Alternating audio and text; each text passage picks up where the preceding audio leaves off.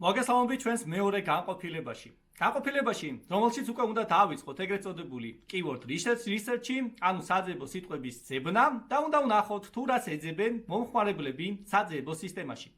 ჩვენ რაში გვჭირდება keyword research-ი? keyword research-ი ეს არის საფუძველი პრაქტიკულად SEO-ში. ჩვენ ამ პროცესით ვნახულობთ თუ რას ეძებენ ადამიანები ჩვენს მიერ მითითებულ საძებო სიტყვასთან ერთად, საძებო სისტემებში, ისეთებში როგორიც არის Google, Yahoo, Yandex და ასე შემდეგ და ვცდილობთ, რომ სწორედ ის ფრაზები გადმოვიტანოთ ჩვენს ვებსაიტზე. სწორედ იმ კითხვების შესახებ დავწეროთ სტატიები ჩვენს ვებსაიტზე და ამით გავზარდოთ ვიზიტორების შემოდინება ჩვენს ციფრულ რესურსზე. მაგალითად, შემიძლია გითხრათ, რომ ერთ-ერთ მაღაზიაში ყოველთვის მომყავს ეს მაგალითი, SEO-ს მარტივი მაგალითი. ყანწებს თურმე ადამიანები ევროპაში ეძებენ როგორც ვიკინგების ყანწებს და არა როგორც უბრალოდ სასმელ ყანწებს. თუ უბრალოდ ჩავწერთ სასმელ ყანწებს, როგორც წესი ძალიან დიდ კონკურენციაში შევალთ. თუმცა თუ კი დაუკონკრეტებთ Viking drinking horns კონკრეტულად მაგალითად სადგამთან ერთად, ეს უკვე გაზრდის იმ პროცესს, რომ ჩვენ მივიღოთ ჩვენს რესურსზე დიდი რაოდენობით ვიზიტორები. მოდით დავიწყოთ. პირველი, ეს არის პროცესი და დავიწყოთ, მოდით გავლა პროცესის, თუ რა პროცესს გავდივართ SEO ოპტიმიზაციის პროცესში. პირველი, ეს არის keyword research-ი, როგორც თქვით, ეს არის პროცესი, როცა ჩვენ ვეძებთ თუ რას ეძებს მომხმარებელი. ჩვენ თავარია მოვძებნოთ ის სიტყვები, ის ფრაზები, რასაც ეძებენ მომხმარებლები. ნახოთ, რამდენად დიდია ამ keyword-ებსა და სიტყვებზე, ფრაზებზე კონკურენცია. მოვძებნოთ ისეთი სიტყვები, რომლებსაც ძალიან დიდი მოთხოვნა აქვს ძებნადობა, თუმცა ნაკლები რესურსი, ანუ კონკურენცია ნაკლებია, ის რესურსები გადმოვიტანოთ ჩვენს ვებსაიტზე და ძალიან დიდი ალბათობით ჩვენ უკვე მივიღებთ ვიზიტორებს ჩვენს ვებსაიტზე. შემდგომი ნაწილი უკვე არის კონტენტის შექმნა. მას შემდეგ რაც ჩვენ უკვე ვიცით, რას ეძებენ ადამიანები, სწორედ იმის შესახებ ვქნით ჩვენ კონტენტს. შემდგომი ნაწილი უკვე არის on-page SEO სისტემა, რომელიც ჩვენ პირველ შეხვედრაში ვისაუბრეთ, სისტემა, რომლითაც ჩვენ ვცდილობთ, რომ მაქსიმალურად რელევანტური გავხადოთ ჩვენი ვებსაიტი და ეს კონტენტი ისე იყოს განთავსებული ჩვენს ვებსაიტზე, რომ მომხმარებელს მოეწონოს ეს ყოველივე. შემდგომი ნაწილი უკვე არის ეგრეთ წოდებული off-page SEO სისტემა, რომლითაც უნდა მოვაწონოთ თავი სხვა ვებსაიტებს, რომლითაც უნდა სხვა ვებსაიტებმა ახსენონ ჩვენი ვებსაიტი და გავზარდოთ ავტორიტეტი Google-ის საძებო სისტემაში. და ბოლო პროცესი ეს არის უკვე მეტრიკების განხილვა, უკვე გაზომვა მეტრიკების, რა მოქმედებამ, რა შედეგი მოგვიტანა და საერთო ჯამში გამახვილება იმ აქტივობებზე უფრო მეტი ყურადღების, რომლებმაც წარმატება მოიტანეს და დაქენცელება იმ აქტივობების, რომლებმაც შედარებით ნაკლები რეზულტატი გვიჩვენა. ეს პროცესი არ ჩერდება, არ ჩათვალოთ, რომ SEO ეს არის გაწყვეტადი პროცესი, რომელიც ერთხელ კეთდება და მთავრდება, SEO მუდმივად მიმდინარეობს ნებისმიერ ციფრულ რესურსში და ჩვენ აი ეს ციკლი პრაქტიკულად მუდმივად უნდა გავიაროთ, იმისათვის რათა მყარად შევინარჩუნოთ მოწინავე პოზიციების საძებო სისტემებში. მოდით ახლა უკვე დავიწყოთ keyword-ების ანალიზით და გავიაროთ თუ რა ტიპის keyword-ები არსებობს საერთო ჯამში. როგორც წესი, გამოყოფენ ხოლმე ორ მთავარ keywords. ეს არის long tail keyword-ი და ეს არის short header keyword-ები. რა განსხვავებაა მათ შორის? Short-ი ეს არის მოკლე სიტყვა. მაგალითად, ეს არის ფეხსაცმელი. მაგალითად, ეს არის საფულე, ან ტყავის საფულე. ეს არის მოკლე სიტყვა. Long tail keyword-ი ეს არის ხელნაკეთი ტყავის საფულე მამაკაცებისათვის. ეს უკვე არის long tail keyword-ი. რატომ არის ამის ცოდნა მნიშვნელოვანი? მნიშვნელოვანი არის იმიტომ, რომ ჩვენი მთავარი მიზანი და გათვლა არის, რომ long tail keyword-ებზე გავიყვანოთ ჩვენი ციფრული რესურსი. რატომ გვჭირდება long tail keyword-ები? მოდით ამისათვის მარტივად გადავიდეთ აი ესეთ გრაფაზე. დიდად შეიძლება ვერ გამოვირჩევი ხატვის ნიჭი, თუმცა შევეცდები, რომ მარტივად გიჩვენოთ ეს ყოველივე და აი ამ წრით ჩავთვალოთ, რომ ეს არის მთლიანი ბაზარი. ბაზარი, რომელიც საფულეებს ყიდის. ჩვენი მიზანი არ არის აი ამ მთლიან ბაზარზე გასვლა. რატომ? იმიტომ, რომ აი ამ მთლიან ბაზარზე დიდი კონკურენციაა და ჩვენი ვებსაიტი, რომელიც უბრალოდ საფულეს ახსენებს, ის აქ დაიკარგება.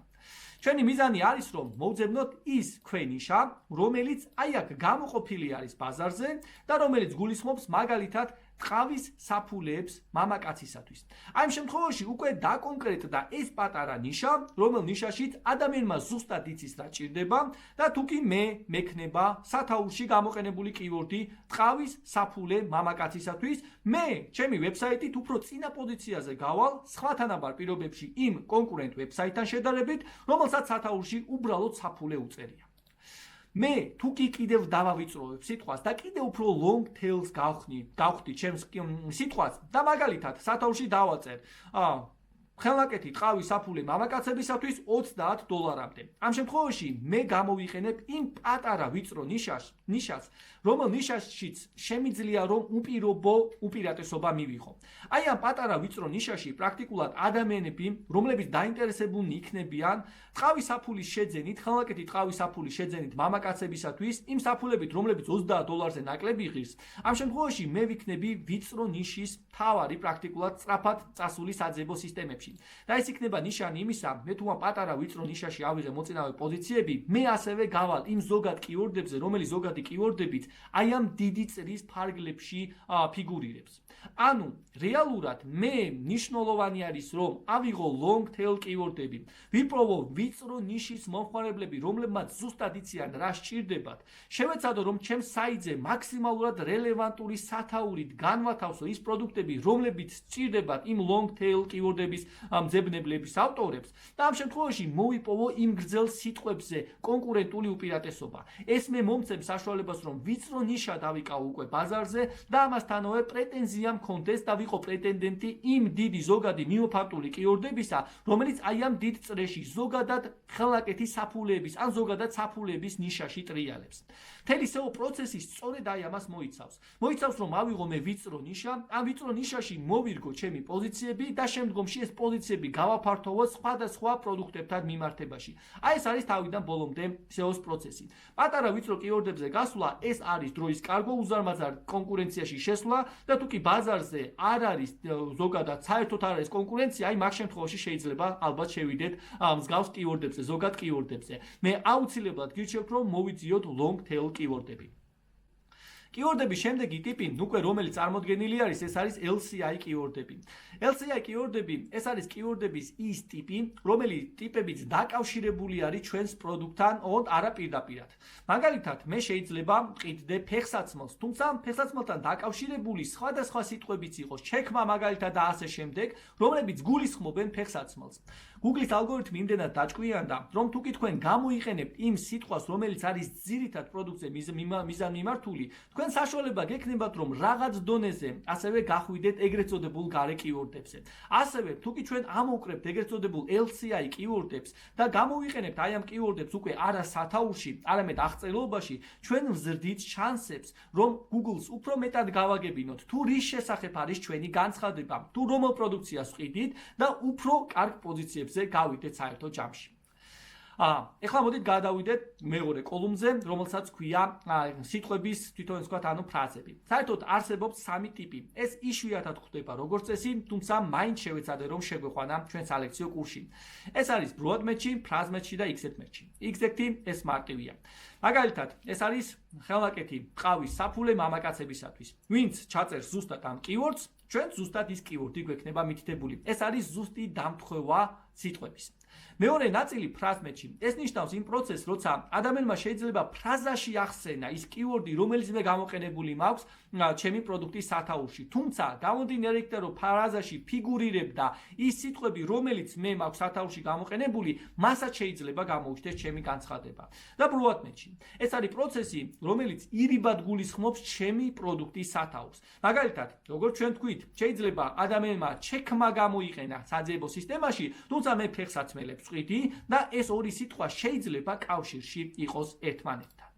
მოდით ახლა გადავიდეთ უკვე საძიებო სისტემებზე და პირდაპირ პრაქტიკაში ვნახოთ როგორც short კიორდები, ასევე long tail კიორდები, ვნახოთ LCI კიორდები და ასე შემდეგ. თუმცა, სანამ გადავალთ, ერთი-ორი სიტყვით მოგახსენებთ რამოდენიმე მეტრიკაზე, რომელიც ჩვენ შეგხვდება და რომელიც არ მინდა რომ იყოს უცნობი ჩვენთვის. ასევე მოგახსენებთ, რომ ჩვენი კურსის ნაწილში, ბოლო ნაწილში არის SEO ლექსიკონი მოცემული, ჩემი შედგენილი, სადაც შეგიძლიათ იხილოთ თითოეული ტერმინის მნიშვნელობა. SEO-ში ძალიან ბევრი ტერმინი გამოიყენება და ეს ტერმინი შეიძლება დამაბნეველი იყოს თქვენთვის. უბრალოდ გადავიეროთ, ეს არის KD, keyword difficulty, ანუ რამდენად რთულად დარანკვადია, ანუ საძებო სისტემაში რამდენად მარტივად ასაღებია და რამდენად რთულად ასაღებია მოწინავე პოზიციები, ვოლუმი, რამდენი ადამიანი ეძებს აი ამ თვითონ ჩემს keywordს, domain authority, რამდენად მაღალ ავტორიტეტულია დომენი Google-ის თვალში უხეშად რომ ვთქვათ და CPC, cost per click, რა მიჭდება ერთი კლიკი. მოდით ახლა ტერმინებით შეიარაღებული და keyword-ების უკვე ცოდნით შეიარაღებულები, გადავიდეთ უშუალოდ პრაქტიკაზე. ჩვენ პრაქტიკას დავიწყებთ SEMrush-ით. საერთოდ არსებობს რამოდენიმე მნიშვნელოვანი keyword research tool-ი, ხელსაწყო, რომელიც გვეხმარება გავაკეთოთ keyword research-ი. ყველაზე დიდი არის SEMrush-ი და Ahrefs-ი. ეს ორი კომპანია არის, რომელიც ეჯიბრება ერთმანეთს, რომელი უფრო მოწინავე იქნება ბაზარზე. უფრო SEMrush უფრო მეტი მომხმარებელი ყავს. მე შევეცდები წარმოგიდგინოთ როგორც SEMrush-ი, ასევე Ahrefs-ი და წარმოგიდგენთ კიდევ Google Keyword Planners სისტემას, რომელიც ასევე გვეხმარება keyword research-ი. თუმცა გაცილებით ნაკლებად ვიდრე პირველი ორეული. პირველი ორი ძალიან გავს ერთმანეთს და თითქმის იდენტურია ფუნქციებით. თითოეულ მათგანს გააჩნია უფასო ვერსიები, თუმცა შეზღუდული პრიორიტეტით. ამიტომ მეგირჩევთ, რომ ორივე მათგანზე დარეგისტრირდეთ, ორივე მათგანის უფასო რესურსი გამოიყენოთ და ამითი თავი ავარიდოთ პირველ ეტაპზე მაინც ფასიანი რესურსების გადახდას. თითოეული მათგანი არც თუ ისე იაფიღეს, მათი ღირებულება დაახლოებით თანაბარი $130 ფარგლებშია. თუმცა, როცა SEO-ს ვაკეთებ, შემიძლია ვთქვა, რომ მათი შეძენა ღირს. მათი სარეგისტრაციო ლინკები მითითებული იქნება ჩვენი კურსის აღწერილობაში. შეგიძლიათ პირდაპირ დააკლიკოთ და უფასო რეგისტრაცია გაიაროთ. მე ხლა შევეცდები რომ გავიარო ავტორიზაცია მარტივი თქვენთან ერთად Google-ის დახმარებით და მე დავიწყო პრაქტიკულად keyword research-ის პროცესი სრულიად უფასოდ. თავიდან თუ სწორად მახსოვს 10 ძებნადობა შეგვიძლია გავაკეთოთ, 10 ძებნა შეგვიძლია უფასოდ გავაკეთოთ, ესე ვთქვათ და შემდგომში უკვე დღიურად, ყოველდღიურად და ეს უკვე ჩემი აზრით პირველ ეტაპზე რომ გავტესტოთ უკვე საკმარისია. მოკლედ, მიუთითებ ზოგად ინფორმაციას, აი აქ skip trials ავიღებ, არ მიუთითებ აი ამ ინფორმაციას, თუ თქვენ გაქვთ სურვილი რომ გადაიხადოთ ეს თანხა, შეგიძლიათ რომ get free trial-ი ჩართოთ, ერთ თვე უფასოდ გექნებათ, მე $130 იქნება თვეში გადასახდელი. მე ამ ეტაპზე skip trial ვერსიას დავაკლიკავ და ჩემ წინაშე SEMrush-ი ჩაიტვირთა. თხოვთ არ დაგაბნიოთ, აი ამ keyword research tool-ის ცოტა დამაბნეველმა დიზაინმა, ბევრი ინფორმაცია არის, თუმცა ჩვენ ყველაფერს მარტივად გავვლით. მოდით, SEO პირველ ნაწილზე გადავიდეთ ჩვენ და ეს ნაწილი იყოფა 4 ნაწილად. პირველი, ეს არის SEO dashboard-ი, ეს არის ზოგადი ინფორმაცია, competitive research-ი, ანუ კონკურენტების ანალიზი. მეორე არის keyword research-ი, რასაც ეხლა ჩვენ ამ ლექციაში გავდივართ. შემდგომში არის link building-ი და არის კიდევ SEO აუდიტი, ტექნიკური SEO. ჩვენ ამ ეტაპზე მხოლოდ keyword research graph-ით შემოვიფარგლებით და დავიწყებთ მუშაობას.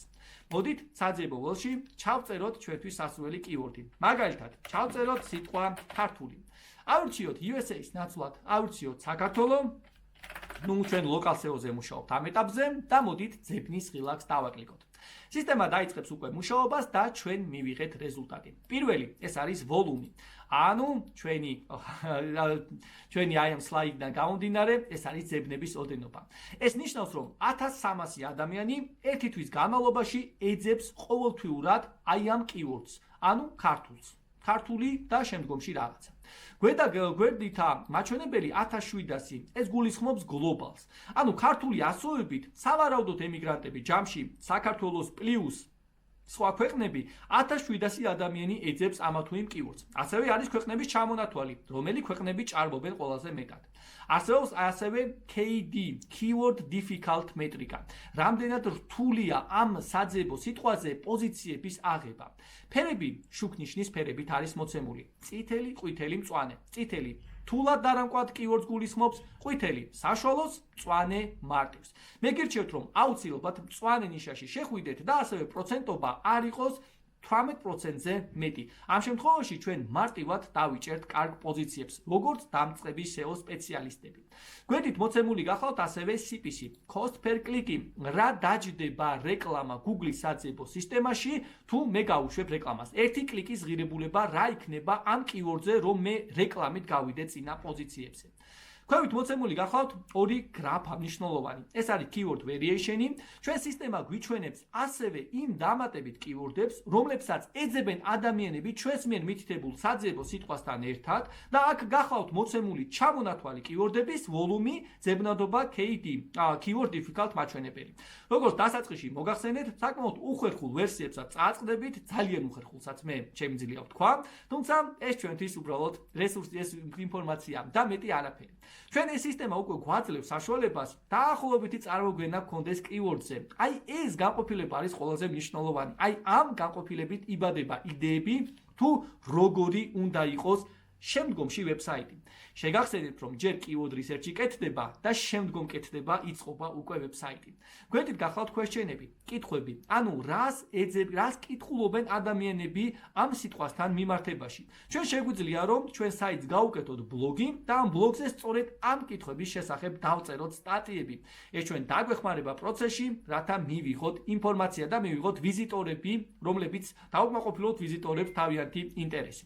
ჩვენ თუ დავაკლიკავთ view all keywords, ჩვენ ჩამოგვეშლება გრაფა, რომელ გრაფაშიც მითითებული იქნება keyword-ები, თავისი KD-ით, keyword difficult-ით, უფასო ვერსია გვაძლევს შეზღუდული ოდენობით აი ამ ინფორმაციას. მეორე თული, რომელიც არის Ahrefs-ი, სწორედ ზუსტად ესე მუშაობს. მას ცალკე აქვს search-ების ჩამონათვალი, Bing-ი, ეს არის საძიებო სისტემა როგორც Google-ი, ცალკე არის YouTube-ი, ცალკე არის Amazon-ი. მოდით Google-ში შეგვიძლია ჩავწეროთ ასევე იგივე საძიებო სიტყვა, ქართული მაგალითად, მივუთითოთ რეგიონად საქართველო, გნებავთ გლობალი შეიძლება დავტოვოთ, არც ეს იქნება დიდი პრობლემა. ავირჩიოთ საქართველო ჩვენი ლამაზი დროშით და find keyword relax დავაკლიკოთ. მინდა გითხრათ, რომ უფასო ვერსიაში, SEMrush-ი, Ahrefs-ი გაცილებით მეტ keyword-ების მოძიების საშუალებას გაძლევთ, ვიდრე SEMrush-ი. SEMrush-ი აწებაში უკვე გთხოვთ ფასიანი ვერსიის აღებას ან 24 საათის დაცდას. აი Ahrefs-ი უფრო მეტ მოცულობას განიჭებთ research-ი. ჩვენ აქაც იგივე მიმართულებები გვაქვს. აქ არის მითითებული ქართული keyword-ები, ასევე KD keyword difficult მაჩვენებელი, როგორც ხედავთ, მწვანე ნიშაში ვართ ქართულ ნიშაში, ასევე ვოლუმი, რამდენი ადამიანი ეძებს ამ ინფორმაციას და ბოლო ინფორმაცია, როდის განახლდა ეს რეზულტატი. თუ კი რეზულტატი ძალიან დიდი ხნის განახლებული არ არის, ნუ ეს ნიშნავს, რომ შეიძლება ამ რესურსში ცვლილებები იყოს, მაგალითად ქართული კერძების შემთხვევაში. შეგვიძლია, რომ ამ ორივე რესურსს გადავხედოთ და მარტივად მივიღოთ ინფორმაცია. ასევე ჩვენ შეგვიძლია ვნახოთ phrase match-ი და exact match-ი. ის განყოფილებები, რომლებზეც ჩვენ უკვე ვისაუბრეთ წინა სლაიდის შემთხვევაში. მე მინდა წარმოვიდგინოთ ასევე Google Keyword Planner-ი, განყოფილება, რომელიც თავად Google-ის მიერ არის შემოთავაზებული. ეს რესურსი სრულიად უფასოა. თუმცა მე არ გირჩევთ აქტიურად ამ რესურსის გამოყენებას, იმიტომ რომ ეს რესურსი უფრო მეტად არა მათთვის არის მიზანმიმართული ადამიანებისათვის, რომლებიც keyword-ებს ეძებენ, არამედ მათთვის, ვისაც უშუალოდ Google-ის რეკლამის გაკეთება ჭირდება. Google მაქსიმალურად ცდილობს, რომ ეს რესურსი უფასოდ ესე არ გააბნიოს უხეშად რომ თქვათ და ცდილობს, რომ მარტივად შემოგთავაზოს მხოლოდ რეკლამისათვის ეს რესურსი და არა სიღრმისეული keyword ანალიზის, keyword research-ისათვის. მე ლინკებს რა თქმა უნდა აღწერილობაში დავტოვეთ. აი აქ იქნება keyword planner-ი ეგრეთ წოდებული. ჩვენ შეგვიძლია discover new keywords დავაკლიკოთ. ჩავწეროთ მაგალითად იგივე ფეხსაცმელი, თუმცა ქართულ რესურსებზე ნაკლებ სავარაუდოა რომ კარგი რესურსები მოგცეს. შეგვიძლია get results დავაკლიკოთ და იგივე გრაფა იქნება ჩაშენებული. ამ შემთხვევაში ქართულ სიტყვაზე მას არ იყო სამწუხაროდ რესურსები, თუმცა Google-შიც იგივე რესურსი იქნება ჩაშენებული, იქნება ინფორმაცია, რაც ეძებენ ადამიანები. და ბოლოში მინდა წარმოვიდგინოთ პლაგინი Keywords Everywhere, ეს არის პლაგინი, რომელიც ყენდება Chrome-ზე, Firefox-ზე. ამ პლაგინის საშუალებით უფასოდ შეძლებთ რელევანტური keyword-ების გენერირებას და Google-ში როცა ჩავწერთ რაიმე საძიებო სიტყვას, როგორც არის მაგალითად Keyword Everywhere, ჩვენ გამოგვიჩნდება კოლუმი, გრაფა, სადაც იქნება SEO მეტრიკები მოცემული. მე გირჩევთ, რომ თუ სურვილი გაქვთ დააყენოთ ეს extension-ი, თუმცა აუცილებელი ვფიქრობ, რომ არ არის. მოდით გადავინაცვლოთ შემდეგ ნაწილზე და გადავხედოთ სწორედ აი ამ ინფორმაციას, რომელიც ჩვენ გავიარეთ. აქ ჩამოწერილი არის ვებსაიტები, რა თქმა უნდა, და ამითი პირველი ეტაპი keyword research-ის დამთავრდა. აი ესე ჩვენ შეგვიძლია პირველი ნაბიჯები გადავდგათ, დავაგენერიროთ keyword-ები და ეს keyword-ები შევინახოთ შემდგომში. და დავიწყოთ მათზე აქტივობა. ასევე მინდა მოგახსენოთ, რომ რეკომენდებული არის, რომ ჩამოვიწეროთ Excel-ის ფაილში მსგავსი კიუორდები. ექსპორტ ღილაკით შეიძლება რომ ავიღოთ ეს ნაწილი, უბრალოდ trial-ი უნდა ჩავთოთ ამ შემთხვევაში და ჩვენ Excel-ის ფაილში გვექნება ჩამოწერილი კიუორდები. ეს ძალიან ამარტივებს მუშაობას. Excel-ის ფაილში ჩვენ გვექნება თითოეული კიუორდი ჩამოწერილი თავისი მაჩვენებლებით. ჩვენ შეგვიძლია Excel-ის ფაილში უკვე დავამუშაოთ აღნიშნული კიუორდები, დავტოვოთ ის კიუორდები, რომლებსაც ჩვენს ვებსაიტზე გამოვიყენებთ. ასევე ჩვენს კიუორდებს დავუმატოთ ეგრეთ წოდებული LCI კიუორდები, ის რელევანტური სხვა კიუორდები, რომლებიც დაკავშირებულია ჩვენ სიტყვასთან და საერთო ჯამში შევქმნათ მოცულობა კიუორდების უკვე საშენი მასალა, რომელზედაც დავიწყებთ უკვე ვებსაიტის გაკეთებას და ვებსაიტში უკვე გვექნება მითითებული ის კონტენტი, რომელი კონტენტიც სავარაუდოდ საინტერესო იქნება მომხმარებლისათვის SEO თვალსაზრისით. მადლობას გიხდით ყურადღებისათვის და შევხვდებით ერთმანეთს მომავალ შემდეგ შეხვედრაში. დროებით.